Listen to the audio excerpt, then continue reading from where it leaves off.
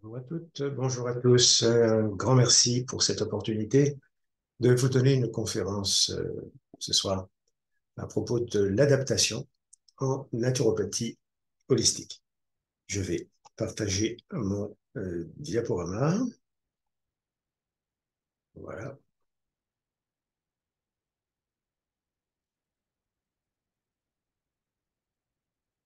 L'adaptation est un processus que nous connaissons bien en naturopathie.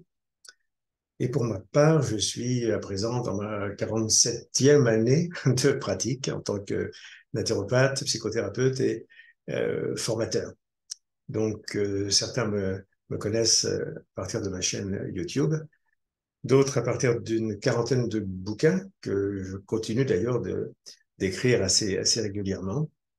Et vous trouverez en bas de page deux sites web également en lien avec toutes mes activités. La santé, en deux mots, l'OMS en parle, vous le savez tous et toutes, comme un état de bien-être, à la fois moral, social, corporel, bien sûr, physique, et pas seulement une absence de maladie. Mais il y a une définition que je préfère vraiment partager avec vous. C'est un état d'harmonie dynamique, dynamique parce que la vie est un flot, un mouvement, et partout où il y a un arrêt de cette circulation, il y a un risque de pathologie, de troubles. Et cette harmonie dynamique, elle est le fruit d'une circulation de la vie, on pourrait mettre une majuscule à la vie, sur tous les plans de l'être. D'où la notion, bien sûr, de naturopathie holistique que je développe en France depuis 1976. On pourrait aussi, en une seule phrase, dire que la santé, c'est l'adaptation optimum. Et là, on est clairement dans notre sujet.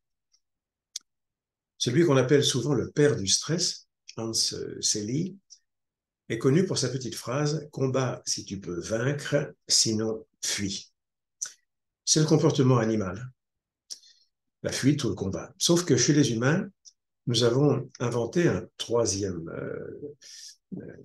plan qui est serrer les dents, serrer les poings, ne pas s'exprimer, ne pas exprimer ses émotions, ne pas lutter, ne pas fuir non plus. Et on sait que c'est une solution absolument morbide, bien sûr, à la cause d'un certain nombre de dépressions, dont les burn-out aujourd'hui, qui sont très, très fréquents.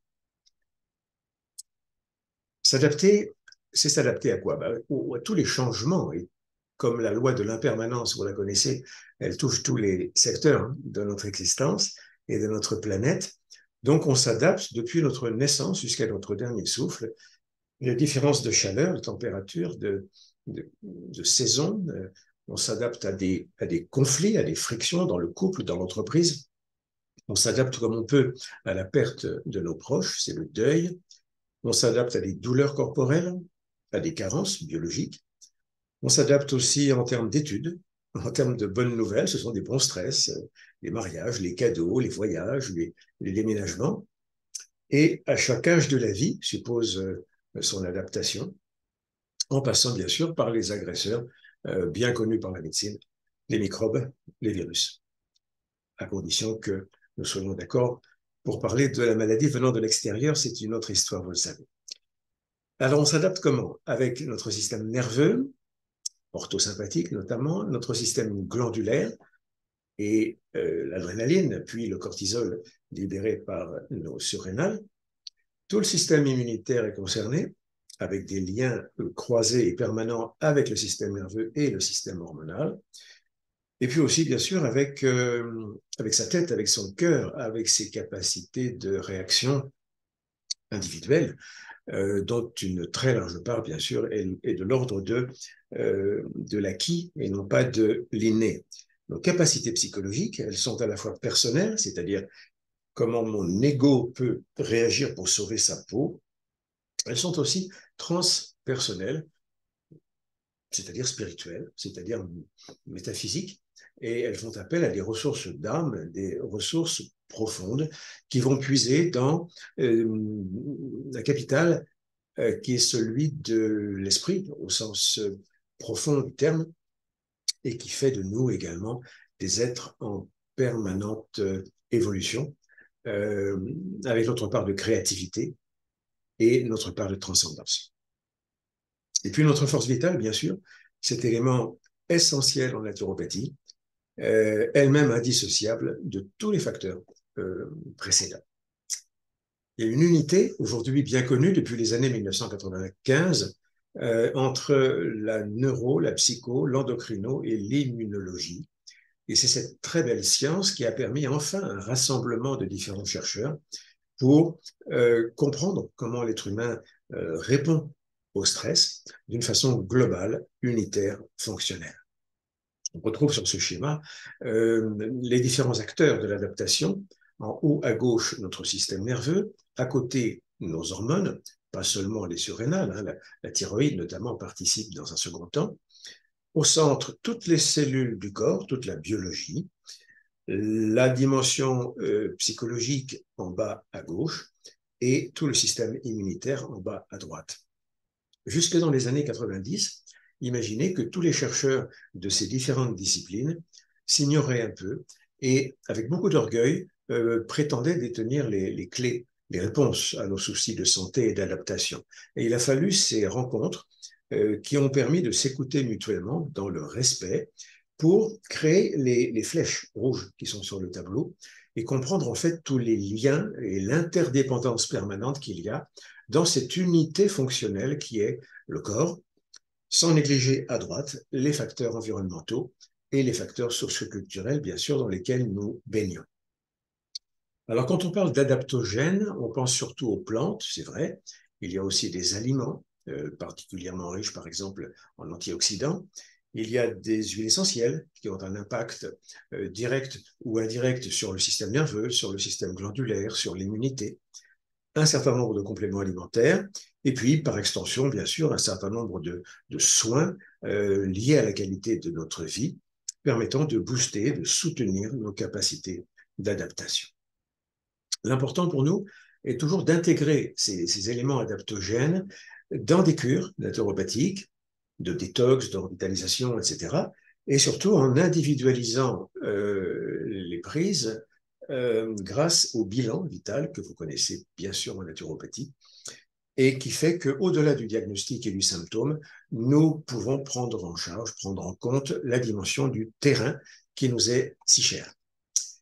Parce que si on utilise seuls les adaptogènes, on s'aperçoit très vite que ce ne sont que des béquilles, des aides fragiles finalement, qui ne vont pas du tout agir dans le long terme. Et on sait bien que s'occuper du symptôme ne va pas solutionner les choses en profondeur. Les trois techniques majeures dans lesquelles nous allons intégrer ces éléments adaptogènes sont bien sûr les piliers nécessaires et suffisants pour entretenir notre santé, une alimentation saine, avec sa part de diététique, sa part de nutrition, la relation d'aide, la psychologie, la gestion du stress, bien sûr, et puis la relation au corps, le mouvement, l'activité physique, qui lui-même va pouvoir soutenir toutes les fonctions émonctorielles de nettoyage du corps. Et puis les techniques complémentaires qu'on connaît bien dans la dimension holistique française, puisque c'est un peu le patrimoine que nous avait enseigné Pierre Marchessault dès les années 1940, avec les soins d'hydrologie, très inspirés de l'école allemande, les méthodes réflexes, pas seulement du pied, mais également de l'oreille, de la langue, de tout un tas de parties du corps, la partie énergétique, avec notamment les différentes formes de magnétisme, l'utilisation des aimants, les massages et les techniques manuelles d'ajustement, les pratiques respiratoires, largement empruntées au yoga notamment, et puis les techniques par les rayons, qu'on appelle aussi l'actinologie, comme les couleurs, l'utilisation des couleurs, et puis bien sûr les plantes et les huiles essentielles. Et tout cela est individualisé. Une fois que le bilan a permis d'établir le terrain en termes de constitution, c'est-à-dire l'inné, de tempérament, c'est-à-dire l'acquis, de diathèse, c'est-à-dire le moment particulier et les prédispositions de la personne à telle période de sa vie. Et tout cela, nous l'utilisons, nous le mettons en place en étudiant la morphologie, l'iridologie, les mesures vitales, la vitalométrie, qu'on appelle aussi la biométrie au Canada, la prise de pouls chinois, que pour ma part, j'ai intégré au collège Sénato à Paris, et puis éventuellement certains bilans de terrain qu'on peut faire en laboratoire. Alors, dans ce cadre naturopathique, je tenais à cette présentation pour ne pas seulement vous donner quelques recettes végétales que vous pouvez trouver dans beaucoup de bouquins. Allez, quelques mots des baies de goji qui sont très à la mode maintenant depuis une dizaine d'années. Lycium barbarum.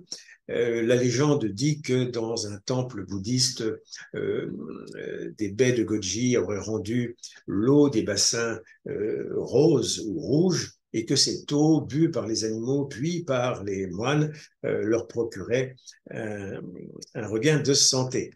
C'est un antioxydant majeur, riche en de très nombreux acides aminés, essentiels et non essentiels, 21 minéraux et oligo-éléments, beaucoup de vitamines, également des acides gras dans la petite partie des graines, et puis des choses pas forcément très bien connues, mais il y a une bétaïne précurseur de choline, il y a des anti-âges, des immunostimulants et des psychomodulateurs qui sont des complexes de polysaccharides, et puis des caroténoïdes, c'est ce qui donne la couleur bien sûr au baies de goji. La solavétine qui est également fongicide et antibactérienne, du bêta-cystostérol qui régule la tension artérielle, le métabolisme du glucose et du cholestérol, et puis la physaline qui est l'élément peut-être le plus pointu de la dimension adaptogène des baies de goji, et des antioxydants comme la super-oxydodismutase, la catalase, etc. La posologie habituelle, 20 à 50 baies, si vous les mangez fraîches ou réhydratées, ou 30 à 50 millilitres de jus. Un aloès qui est peu connu, Aloe arborescens, qui n'est pas l'aloe vera, connu pour ses propriétés anti-inflammatoires, comme un booster de la lymphocytose et des fibroblastes, notamment des tissus conjonctifs, anti-œdème, antiviral et surtout un grand antitumoral, un régénérateur qu'on va utiliser dans tous les terrains cancériniques, anciens cancers ou cancers terrains prédisposés. De l'acide salicylique, toujours intéressant à petite dose, c'est pas dangereux, comme anti-inflammatoire, du magnésium, du zinc, du chrome et du manganèse, de la solavétine, de l'aoïtine et un acide cinnamique qui sont fongicides, un régulateur de la tension et un antitumoral, l'aloe hémodine, cet élément essentiel qu'a étudié le père Zago, on va en parler. C'est la sémanane qui renforce le système immunitaire, qui va activer le système anticorps et les cellules tueuses, le rapport T4, T8, qui va faciliter aussi la désagrégation des protéines étrangères qui sont liées aux allergies. Donc les terrains allergiques pourraient aussi bénéficier de ces cures d'aloe. Une protection des globules blancs et une action directe qui permettrait de percer l'enveloppe de protéines des cellules cancéreuses. Vous savez que les cellules s'auto-protègent souvent avec cette coque un peu cireuse, et on aurait là une action donc directe qui favoriserait également, qui pourrait compléter les chimiothérapies. En termes anti-inflammatoires, 200 fois plus actif que l'aloe vera, et je vous renvoie au livre du père Zago, facile à trouver, du cancer on peut guérir, qui donne la recette. Il faut des plantes assez âgées, plus de 5 ans, qu'on va cueillir dans l'obscurité, parce que la lumière oxyde très vite. Après 5 jours de sécheresse, dans la pénombre, on va rajouter un peu de miel, un peu d'alcool pour stabiliser, et le tout mixé, gardé au frais. Vous voyez, la posologie moyenne, c'est une cuillère à soupe avant les 3 repas, par cure de 10 jours, renouvelable. On fait bien sûr des analyses biologiques et un suivi médical classique. S'il n'y a pas de résultat en 4 cures, on peut doubler les doses sans souci, quelles que soient les formes de cancer. Et puis préventivement, 2 fois 10 jours par an semble une excellente solution où l'on voit des marqueurs biologiques se stabiliser en termes de terrain. Voilà, c'est une plante qui n'est pas très connue en France et je pense en Europe, peut-être mieux connue au Portugal et en Espagne, et je tenais à vous en dire un mot. La griffe du chat, Uncaria tomentosa, cat's claw en anglais, uña de gato en espagnol, qui, elle aussi, va permettre un soin complémentaire dans des pathologies lourdes, dans des terrains de diathèse 4, comme on dit, avec soit du HIV, du sida ou du cancer.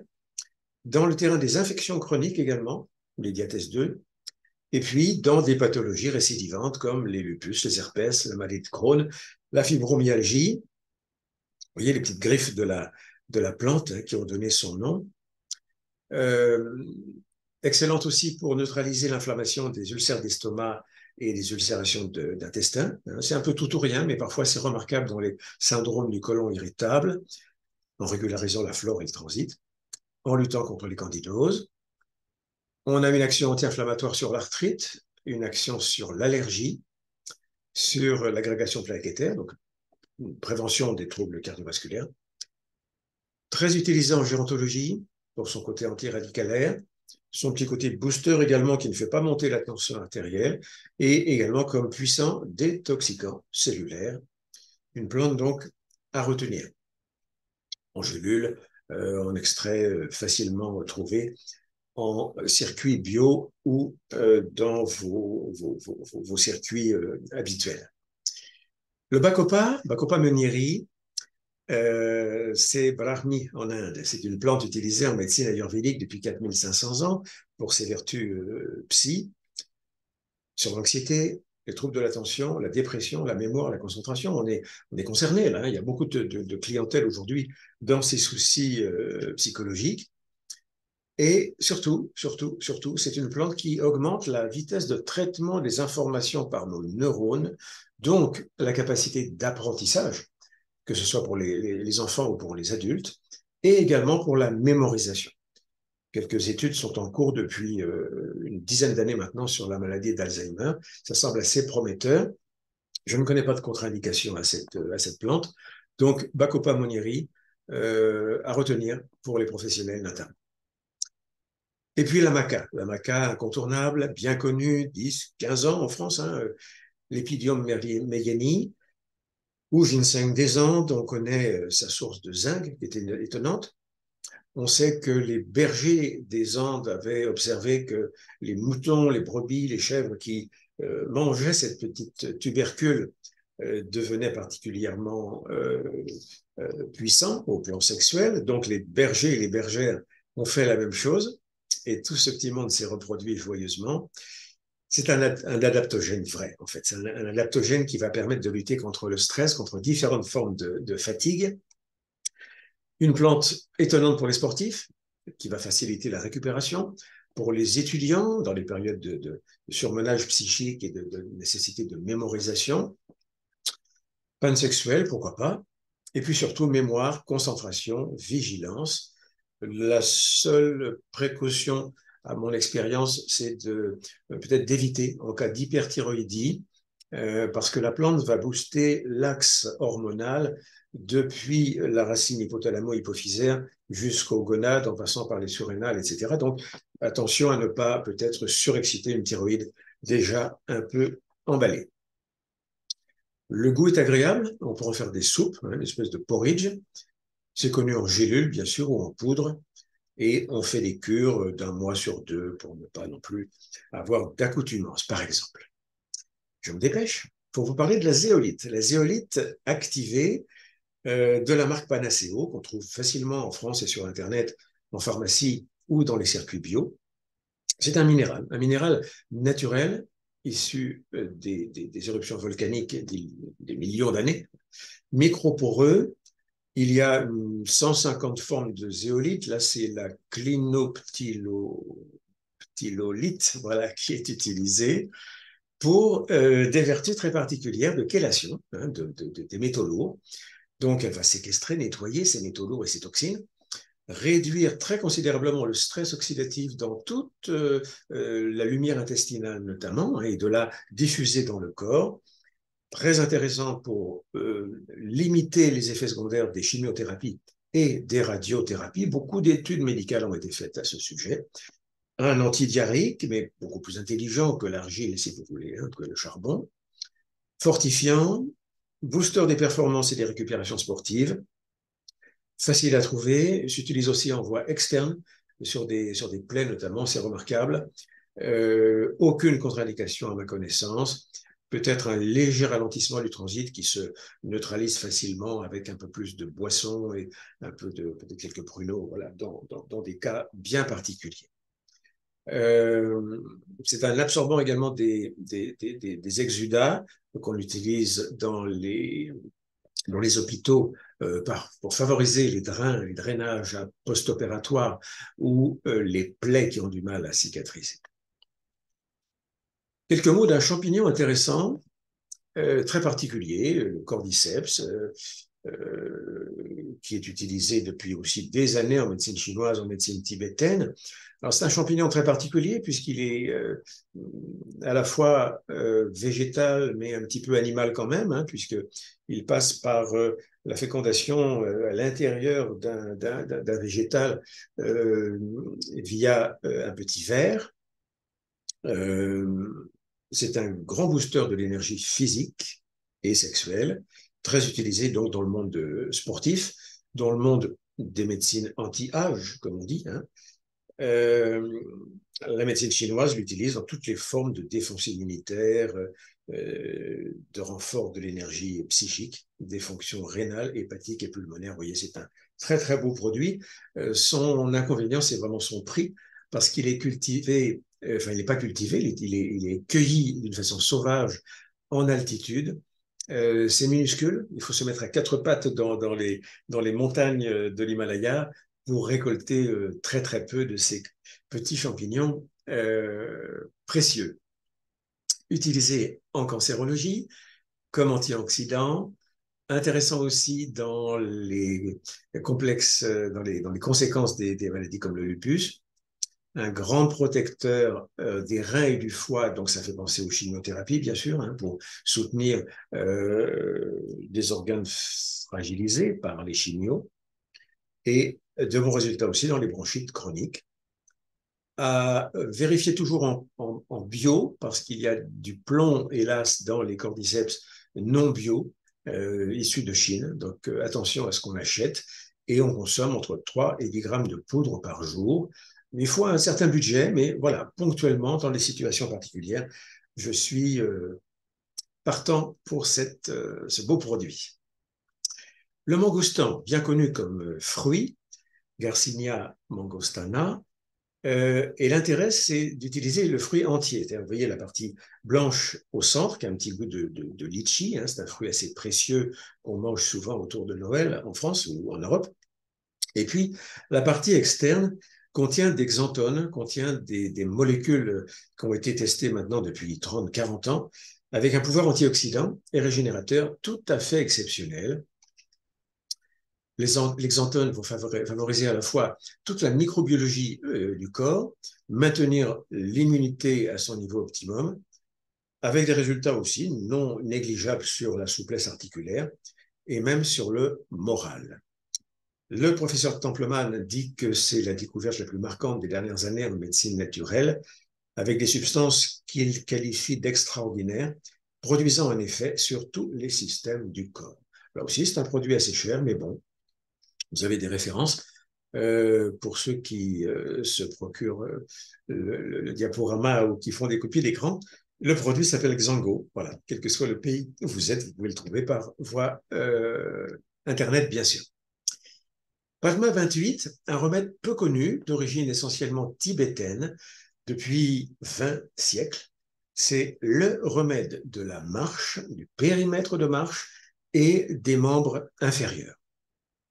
Une vingtaine de plantes qu'on a identifiées par des voyages au XIXe siècle, dont, vous voyez, du santal, de la girofle, du souci, de la cardamome. Ça paraît relativement banal. Bon, il y a des plantes moins connues comme le margosier, comme le birobolane, une forme de gypse également qu'on associe hein, souvent dans les préparations tibétaines, de la renouée, de l'encolie, du plantain. Le reste est relativement connu, voilà, très peu laconique bien sûr. Voilà la formule.